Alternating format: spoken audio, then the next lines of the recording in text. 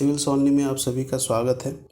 तो हाल ही में बांग्लादेश में नियुक्त चीन के राजदूत ली जिमिंग ने एक इंटरव्यू के दौरान अपना एक स्टेटमेंट दिया, जिसमें उन्होंने कहा है कि बांग्लादेश अगर क्वाड ग्रुप को ज्वाइन करता है तो इसका असर चीन और बांग्लादेश के रिलेशन पे पड़ सकता है। और ऐसा इन्होंने क्यों कहा, इसका क्या मतलब है, क्या मायने हैं, इसके बारे में हम लोग आगे डिस्कस करेंगे। और जो क्वाड ग्रुप है, क्वाड ग्रुप एक्चुअली में इसको कहा जाता है क्वाड्रिलेटरल सिक्योरिटी डायलॉग QSD, जो 2007 में जापान के द्वारा इनिशिएट किया गया था। और अभी इसमें जापान के साथ साथ 3 अदर कंट्रीज़ भी है, जिसमें ऑस्ट्रेलिया, इंडिया, US है। तो 1970s के दौरान जो डेंग जियाओपिंग थे, जो कि जो माओ जेडोंग थे उस वक्त, उसके बाद एक एमिनेंट पर्सनैलिटी के तौर पे उभरे। हालांकि उस समय इनके पास कोई ऑफिशियल पोस्ट नहीं था, फिर भी ये बहुत बड़े पर्सनैलिटी थे। और उस दशक की बात मैं इसलिए अभी कर रहा हूँ क्योंकि आप उस समय देखिए, जब चीन को पैसों की ज़रूरत थी, जब इसके इकॉनमी को रिबिल्ड करने की ज़रूरत थी, तो इनका जो रवैया था दूसरे देशों के साथ वो फ्रेंडली था, बहुत फ्रेंड रिलेशन रहा करता था। बट अगर अभी देखें, जो 21st सेंचुरी है, इसमें जी जिनपिंग के प्रेसिडेंटशिप के अंदर पूरी खुली छूट दी गई है, चाहे वो उनका मीडिया हो, चाहे फिर उनके ऑफिशियल्स हो, कि अपने इंटरेस्ट को सेफ रखने के लिए, या फिर यूँ कह लें नेशनल इंटरेस्ट को सेफ रखने के लिए, ये किसी भी हद तक जा सकते हैं दूसरे देश को इंसल्ट करने में। और इसी में एक कड़ी है वुल्फ वॉरियर डिप्लोमेसी। ये डिप्लोमेसी क्या है और ये कैसी स्ट्रेटजी है चाइना के द्वारा, और क्यों ऐसा किया जाता है चीन के द्वारा इस डिप्लोमेसी के तहत, हम कुछ ट्वीट्स के थ्रू समझते हैं। जैसे आप नीचे ट्वीट्स देख रहे होंगे, जैसे लीजियान जाओ का ट्वीट है और ग्लोबल टाइम्स का ट्वीट है। जैसे लीजियान जाओ ने जो कोविड-19 जिसका कारण था SARS-CoV-2 वायरस, तो पूरी दुनिया जानती है कि SARS-CoV-2 वायरस कहाँ से जन्मा। ये वुहान शहर से जन्मा था, जो कि चीन में है। बट चीन ने क्या कहा अपने ट्वीट के थ्रू, इस ऑफिशियल्स के थ्रू, कि ये US ओरिजिनेटेड वायरस है। और जो लीजियांग जाओ है वो चीन के फॉरेन मिनिस्ट्री के अंदर एक डिप्टी डायरेक्टर है। फिर ग्लोबल टाइम्स का देख लीजिए, जब डोकलाम इशू वगैरह चल रहा था इंडिया के साथ, तो जो US है उनके द्वारा भी बयान आया इंडिया के सपोर्ट में। तो चाइना का क्या कहना था कि इंडिया को US इन्फ्लुएंस से बचना चाहिए, क्योंकि इसका असर चीन और इंडिया के रिलेशंस पे पड़ सकता है। ठीक उसी तरह जिस तरह अभी बांग्लादेश को कहा जा रहा है, जबकि बांग्लादेश ने अपनी तरफ से भी कोई पहल नहीं की कि मुझे क्वाड ज्वाइन करना है, ना ही क्वाड की तरफ से कोई निमंत्रण दिया गया है बांग्लादेश को कि आप इस ग्रुप का भी मेंबर बनिए, फिर भी उन्होंने ऐसा किया। तो जो वुल्फ वॉरियर डिप्लोमेसी है, इसके तहत ये क्या करते हैं कि एग्रेसिव स्टाइल को अपनाते हैं। एग्रेसिव स्टाइल मतलब कि आप पत्थर फेंको, उससे पहले हम पत्थर फेंकेंगे, या फिर आपने अगर पत्थर फेंका तो हम आप पे गोली चला सकते हैं। हम एग्रेसिव रहेंगे हमेशा। और इस स्टाइल के अंतर्गत झूठ को भी इतना सच कहना, इतनी बार कहना कि वो सच लगे। जैसे कि कोई देश अगर इनके ह्यूमन राइट्स वायलेशन के बारे में बात करे, या फिर फ्रीडम ऑफ स्पीच एक्सप्रेशन, जो पूरी दुनिया जानती है कि ये किस तरह से उसको हैंडल करते हैं, या फिर वहाँ पे विगर मुसलमानों की बात हो, जो उनका कल्चरल राइट्स है उनका वायलेशन है, उसके बारे में कोई देश अगर बात करता है, तो उसमें भी देखा गया है कि ये खुल कर ट्विटर का बहुत ज़्यादा ये यूज़ करते हैं। 2017 से पहले आप देखेंगे भी नहीं कि ये इतना ट्विटर यूज़ करते हैं। बट अभी जो इनके ऑफिशियल्स ट्विटर को इतना यूज़ कर रहे हैं, तो ट्विटर पे आए ही ये लोग इस कारण से, क्योंकि आप लोगों को पता भी होगा कि जो सोशल नेटवर्किंग साइट है या फिर सर्च इंजन भी हो, वे अपना डोमेस्टिक प्रोड्यूस्ड यूज करते हैं, जो वहाँ का खुद का इनका बनाया हुआ है। फिर भी इन्होंने ट्विटर यूज किया इसी बात के लिए, ताकि ये दूसरे देशों को इंसल्ट कर सके और अपने नेशनल इंटरेस्ट को प्रोटेक्ट कर सके। तो इसके तहत ये क्या करते हैं, एक एग्रेसिव स्टाइल अपनाते हैं इनके ऑफिशियल्स। या फिर ग्लोबल टाइम्स जो है इनका Chinese state run news agency है, तो इसका भी आप बहुत ज़्यादा ट्वीट्स देखेंगे जो कि बहुत एग्रेसिव होता है। और जो वुल्फ वॉरियर 2 इनकी एक मूवी आई थी, चाइनीज एक्शन फिल्म थी, वहीं से ये टर्म लिया गया है वुल्फ वॉरियर डिप्लोमेसी। तो ये कोई नया टर्म नहीं है, ये वहीं से लिया गया। फिर इसके अलावा अगर देख ले तो जो इंडिया के कॉन्टेक्स्ट में अगर बात करें तो जब डोकलाम इशू हो रहा था, स्टैंड ऑफ या फिर लद्दाख क्राइसिस हो, उस वक्त जैसे आप ये ट्वीट देखिए, इन्होंने क्या किया, जो डोकलाम है ये डिस्प्यूटेड एरिया, ठीक है। अब ये क्या कह रहे हैं कि हम इस डोकलाम के पास जो एक पांगड़ा विलेज है उसमें हमने परमानेंट रेसिडेंट को बसा दिया। तो ये जो प्रोवोक करने की जो आदत है इनकी, वो भी इस डिप्लोमेसी के तहत आता है। जबकि हालांकि इस ट्वीट को डिलीट भी कर दिया गया बाद में, लेकिन ये देखिए ये जो ये करते हैं, मतलब इस तरह का जो एग्रेसिव ट्वीट्स और खुद इनके ऑफिसर्स द्वारा किया जाता है, तो ये क्या है, ये एक इनका ओल्फेरिया डिप्लोमेसी है।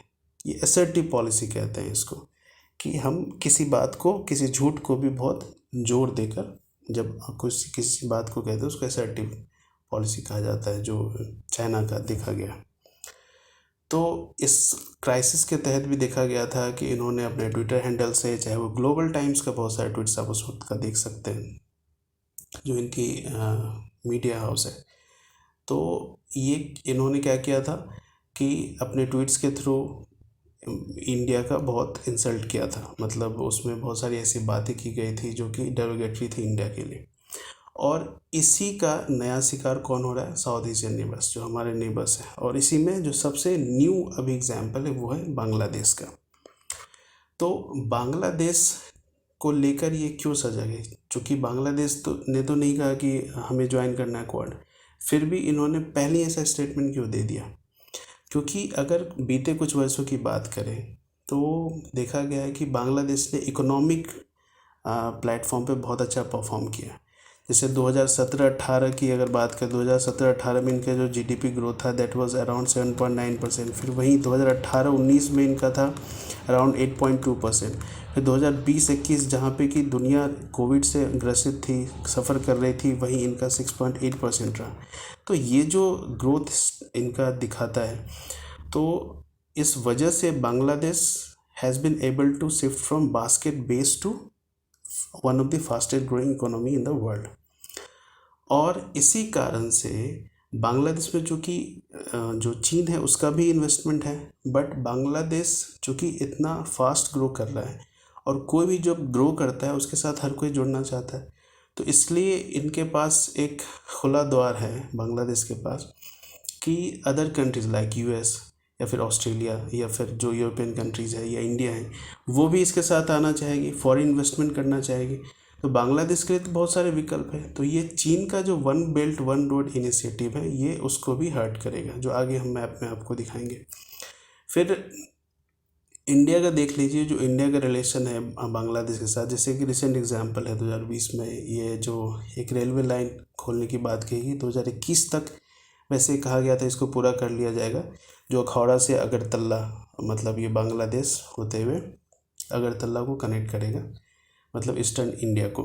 तो ये लगभग 15.5 किलोमीटर का रेलवे लाइन है, जो कि जो नॉर्थ ईस्टर्न डेवलपमेंट मिनिस्ट्री है इंडिया की और जो फॉरेन मिनिस्ट्री है उसके हेल्प से बनाया जाएगा। तो इंडिया का भी इन्वेस्टमेंट बांग्लादेश में देखा जा रहा है, ठीक है। फिर यूएस भी बोल चुकी है कि हम भी इन्वेस्टमेंट करेंगे, ऑस्ट्रेलिया भी, और बांग्लादेश के लिए खुला हुआ है, क्योंकि इनका जो one belt one road initiative है, ये सिमिलर इनिशिएटिव जो यूएस जापान इंडिया का है उसके लिए भी बांग्लादेश तैयार है। जैसे जो इनका चाइना का one belt one road initiative है, जैसे देखेंगे आप, ये बांग्लादेश भी एक पार्ट है इस रोड इनिशिएटिव का। तो कहीं ना कहीं अगर बांग्लादेश में दूसरे देशों का इंटरफेरेंस होता है तो इस इनिशिएटिव को इनको झटका लग सकता है इनके, और इसी वजह से चाइना कह सकते हैं बौखलाया हुआ है, और इसी बौखलाहट में उन्होंने ऐसा स्टेटमेंट दे दिया। जबकि मैं फिर से कह रहा हूँ कि बांग्लादेश ने क्वाड को ज्वाइन करने की कोई मंशा नहीं जताई है, ना ही क्वाड की तरफ से इनवाइट किया गया। फिर अदर एग्जांपल्स देखें ऐसे डिप्लोमेसी का, तो अभी तो ट्विटर के थ्रू ये ज़्यादा हमला करते हैं, बट 2007 में भी इन्होंने ऐसा किया था। जैसे एक मालाबार एक्सरसाइज है, एक मिलिट्री एक्सरसाइज है, जो कि 1992 में 1990s के दौरान, मतलब 1992 वेरी प्रिसाइज, इसमें यूएस और इंडिया के बीच एक्सरसाइज होता था, जिसमें बाद में जापान, ऑस्ट्रेलिया और सिंगापुर भी जुड़ गए। लेकिन 2007 में चाइनीज़ मीडिया के थ्रू जो चाइनीज़ गवर्नमेंट है उन्होंने हैवली प्रोटेस्ट किया, और जो नाटो है, नॉर्थ अटलांटिक ट्रीटी ऑर्गेनाइजेशन, इसी तरह से मालाबार एक्सरसाइज को भी इन्होंने एशियन नाटो बता दिया। और इसी प्रोटेस्ट की वजह से इंडिया को अपना हाथ पीछे खींचना पड़ा, और जो मल्टीलेटरल एक्सरसाइज थी उसको फिर से बायलेटरल एक्सरसाइज बनाया गया इंडिया यूएस के बीच का, जब तक कि एनडीए गवर्नमेंट के आने के बाद जापान और ऑस्ट्रेलिया को 2015 और 2020 के तहत इंक्लूड नहीं कर लिया गया, फिर से मल्टीलेटरल नहीं बना दिया गया। फिर अभी जो सबसे रिसेंट एग्जांपल है इंडियन कॉन्टेक्स्ट में और वर्ल्ड कॉन्टेक्स्ट में, तो ये G7 समिट हुआ था, जिसमें कि यूरोपियन यूनियन को भी बुलाया गया था, के हेड को बुलाया गया था, प्लस इंडिया को भी वर्चुअली इनवाइट किया गया था। तो ये जो ओरिजिनल ग्रुप फोटो आप देख रहे हैं G7 का, और एक इलस्ट्रेशन देख रहे हैं, इसके क्या मायने और क्यों क्या किया गया ये। तो 1900 में चाइना के अंदर एक रिबेलियन हुआ था जिसको कहते हैं बॉक्सर रिबेलियन। इसी रिबेलियन को याद करते हुए चाइना ने, एक्चुअली ग्लोबल टाइम्स ने, जो कि वहीं की स्टेट एजेंसी है, मीडिया एजेंसी, उसने कहा जिस तरह से 1900 में 8 देशों ने, जिसमें कनाडा पार्ट नहीं था, 8 देशों ने जिस तरह से इस रिबेलियन को कुचलने की कोशिश की थी, और ये बॉक्सर रिबेलियन एक्चुअली फॉरेनर्स के खिलाफ, फॉरेन जो कंट्रीज है उसके खिलाफ पेजेंट्स का एक विद्रोह था, जिसको कि चाइनीज़ गवर्नमेंट ने भी बाद में ज्वाइन कर लिया था। तो इसी को कोट करते हुए ये कह रही है कि फिर से कुछ ऐसा ही मंशा है जो दिख रहा है इन लोगों का, इन कंट्रीज़ का। और इसी का मजाक उड़ाते हुए जो यहाँ का एक कार्टूनिस्ट है, वो एक क्लीन, उसने एक इलस्ट्रेशन बनाया जिसको ग्लोबल टाइम्स ने प्रमोट किया, और इसमें दिखाया गया है कि किस तरह से इन्होंने फिर से ये ग्रुपिंग की है। ये पुराने ज़माने का इनका मतलब कि आर्मी पोशाक है, इस पोशाक के तहत दिखाया गया है कि ये किस तरह से फिर से चाइना को मतलब अफेक्ट करने की कोशिश कर रहे हैं, उसी तरह का कुछ ग्रुपिंग है। और इंडिया को दिखाया गया है, ये सिक दिखाया गया है कि किस तरह से ये वर्चुअल मीटिंग पे आ रहे हैं, जबकि खुद इंडिया ग्रसित है अभी चाइना के कोविड के मार से, खुद ही सफ़र कर रहा है, इसलिए इसको साइड में दिखाया गया, जबकि ओरिजिनल फ़ोटो से ये गायब है। तो ये रिसेंट एग्जाम्पल। तो इस तरह से हम देखते हैं कि जो इनका एक डिप्लोमेटिक ये स्टाइल है, इस स्टाइल के तहत किस तरह से एग्रेसिवली किसी पे हमला करते हैं, किसी नेशन पे। तो इसका इंडिया पे अगर देखें तो जो यूपीएससी के मद्देनजर अगर देखें तो फिर इंडियन कॉन्टेक्स्ट में इसके क्या मायने इस डिप्लोमेटिक स्टाइल का। तो देखिए इसके क्या प्रॉस एंड कॉन्स हैं। तो हमारे जो नेबर्स हैं, भले आप कुछ बीते वर्षों में देख लें तो जैसे मालदीव्स की बात करें, या फिर नेपाल का भी 2-3 साल का ले लें अगर एग्जाम्पल, तो या फिर श्रीलंका की बात करें, तो इन देशों ने भले ही इंडिया को इतनी तवज्जो नहीं दी है, मतलब कुछ सालों की हम बात कर रहे हैं तो, और उतार चढ़ाव दिखा गया रिलेशनशिप में, बट चाइना ने इन्वेस्टमेंट भी किया है इन देशों में, बहुत ज़्यादा हैवली इन्वेस्टमेंट किया है। लेकिन चाइना की एक और साइड है, डार्क साइड, जो सारी दुनिया जानती है, और वो क्या है, कुछ एग्जांपल्स मैं आपको बताता हूँ जो कुछ लोग जानते भी होंगे। जैसे श्रीलंका का एक एयरपोर्ट है हम्बनटोटा। जो ये हम्बनटोटा एयरपोर्ट है, ये अब चाइना के पास है। क्यों है चाइना के पास? क्योंकि ये श्रीलंकन टेरिटरी है, तो चाइना के पास नहीं होना चाहिए। तो चाइना क्या करती है, बहुत हैवी इन्वेस्टमेंट किसी कंट्री में करती है जहाँ नीड होता है, और लोन नहीं चुकता करने पे उस टेरिटरी को कैप्चर कर लेती है, ठीक है। और उसी के तहत हम्बनटोटा को इसने कैप्चर कर लिया, और इसको रोड बेल्ट इनिशिएटिव के लिए यूज़ कर रहा है, और यहाँ पे एक आर्मी बेस डेवलप किया जा रहा है।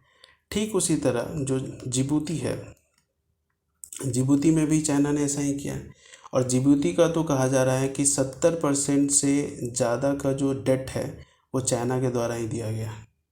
अब समझ लीजिए जिबूती कितने हैवी लोन के अंदर है। और चाइना का जो दूसरा रवैया है, जैसे कि तिब्बत के अंदर इंटरफेयर करना, फिर हांगकांग के साथ क्या हो रहा है 2019 के बाद वो देख ही रहे हैं। तो इन सब को लेके कुछ देशों ने चाइना के इन्वेस्टमेंट को मना भी किया, ठीक है, डिनाई भी किया। जैसे इसका बेस्ट एग्जांपल है 2019 के अंदर ग्रीनलैंड। ग्रीनलैंड डेनमार्क का एक ऑटोनोमस टेरिटरी है, ठीक है, और ग्रीनलैंड के अंदर चाइना ने इन्वेस्टमेंट करने की मंशा जताई थी, जो कि ग्रीनलैंड ने मना कर दिया। क्यों? इन्हीं रवैया के कारण कि अगर आप लोन नहीं दे पाए तो आपकी टेरिटरी को ही हम कैप्चर कर लेंगे, ऑक्यूपाई कर लेंगे, जो कि इंडिया नहीं करती। तो जो उसका डार्क साइड है वो इंडिया के लिए पॉजिटिव है। तो इस बात का फ़ायदा उठाते हुए, मतलब चाइना के उस नेगेटिव पॉइंट का फ़ायदा उठाते हुए, तो इंडिया का जो प्रीवियस रिलेशनशिप रहा है अपने नेबर्स के साथ, उसको और अच्छा करने की ज़रूरत है, ठीक है। ना ही इंडिया कभी एक बिग ब्रदर का पार्ट प्ले करना चाहता है जैसे चाइना, कि हमने आपको लोन दिया है, आप हमारे एहसानमंद रहिए, इस तरह की बातें। तो इसका फ़ायदा इंडिया को मिलेगा और इंडिया को इस चीज़ पे ज़्यादा जोर भी देना चाहिए। इसलिए जो साउथ एशियन पॉलिसी है इंडिया की, उसको रिव्यू करने की ज़रूरत है, और इस कारण से इंडिया आगे चलकर जो अपने नेबर्स है उसके साथ अच्छे और अच्छे रिश्ते बना सकती है। फिर अगर पाकिस्तान को हम छोड़ दे तो, क्योंकि पाकिस्तान आफ्टर पार्टीशन कैसा रवैया रहा है पाकिस्तान का इंडिया की तरफ, वो हम लोग जानते हैं अच्छी तरह से। लेकिन जो पाकिस्तान से हैवी मिलिटरिज्म और फिर टेररिज्म हम झेल रहे हैं, तो ये हमारे लिए अच्छी बात नहीं है कि हमने नेबर्स को नाखुश रखें। और इसी वजह से ये ज़रूरत है इंडिया को कि इन्वेस्टमेंट को करते हुए, क्योंकि लास्ट में किसी को पैसे की ज़रूरत होती है और चाइना उसी बात का फ़ायदा उठाता है, तो इंडिया को इन्वेस्टमेंट करने की भी ज़रूरत है। और प्लस जो रिलेशनशिप में, मतलब चाहे वो श्रीलंका मालदीव्स का मैं बात कर रहा हूँ, कि रिलेशनशिप में जो भी जो नेगेटिव्स हैं उसको कम करते हुए इंडिया को ये कोशिश करनी चाहिए कि अपने जो भी इमीडिएट नेबर्स हैं इनको साथ लेकर चले। और जहाँ तक बांग्लादेश की बात है, तो ये सही है कि बांग्लादेश में चाइना इन्वेस्टमेंट कर रहा है, बट फिर से वही आता है कि जिस तरह से अभी बांग्लादेश के बारे में जो स्टेटमेंट दिया गया है वहाँ के राजदूत द्वारा, चीन के राजदूत द्वारा, तो ये चीज़ ना इंडिया कभी करेगा और ना ही कभी बांग्लादेश सुनना चाहेगा। तो इसलिए ये एक प्लस पॉइंट है। और जैसे कि अभी हमने देखा है कि रेलवे लाइन को भी की भी शुरुआत की गई, तो इस तरह से और भी इन्वेस्टमेंट करने की ज़रूरत है इंडिया को बांग्लादेश के अंदर, या म्यांमार को ही ले लीजिए, कालाधन प्रोजेक्ट की तरह और भी ज़्यादा वहाँ पे इन्वेस्टमेंट करने की ज़रूरत है। अब इसे बांग्लादेश, जैसे हम जानते हैं कि सिलीगुड़ी कॉरिडोर है जिसको कि चिकन नेक कॉरिडोर भी कहा जाता है, तो ये बहुत इम्पॉर्टेंट है इंडिया के लिए, क्योंकि यही एक कॉरिडोर है जो इंडिया को अपने ईस्टर्न पार्ट से जोड़ता है, जो 7 सिस्टर्स है उससे जोड़ता है। इसलिए बांग्लादेश के साथ अच्छा रिलेशन, एक कॉर्डियल रिलेशन बना के रखना ये इंडिया के लिए मस्ट है। और इसी तरह से म्यांमार, क्योंकि ये गेटवे कहा जाता है ईस्टर्न एशिया के लिए। तो इन सब चीज़ों को देखते हुए ये मैं इसलिए कह रहा हूँ ताकि आप एक एक्सपोजर ले सके, आप समझ सके कि इंडिया के लिए इनका नेबर्स कितना ज़रूरी है, जो इनके इमीडिएट्स नेबर्स हैं, ठीक है। तो इसीलिए ये ज़रूरी है इंडिया के लिए कि इन सब बातों को ध्यान में रखते हुए जो इनके इमीडिएट नेबर्स हैं इनको खुश रखने की कोशिश की जाए, ठीक है। तो ये एक ब्रीफ एनालिसिस था इनके डिप्लोमेटिक स्टाइल का, जिसको कि वुल्फ वॉरियर डिप्लोमेसी कहते हैं, और इसका इंडिया के लिए क्या मायने हैं इस डिप्लोमेसी के, इस असर्टिव पॉलिसी का जो चाइना का है, और क्या इंडिया इससे फ़ायदा उठा सकता है, तो ये भी देखने की ज़रूरत है। आगे इस पॉलिसी का अगर इसी पॉलिसी के तहत चाइना काम करती रही, आगे क्या इसके असर हो सकते हैं वो देखने वाली बात होगी। उनके वन बेल्ट और वन रोड इनिशिएटिव पे क्या असर पड़ेगा वो भी देखने वाली बात होगी, वो भी फ्यूचर में देखते हैं क्या होता है। बट फ़िलहाल अभी के लिए तो इसकी, मतलब अगर पाकिस्तान को छोड़ दे तो कई देशों के द्वारा इसका खंडन किया गया।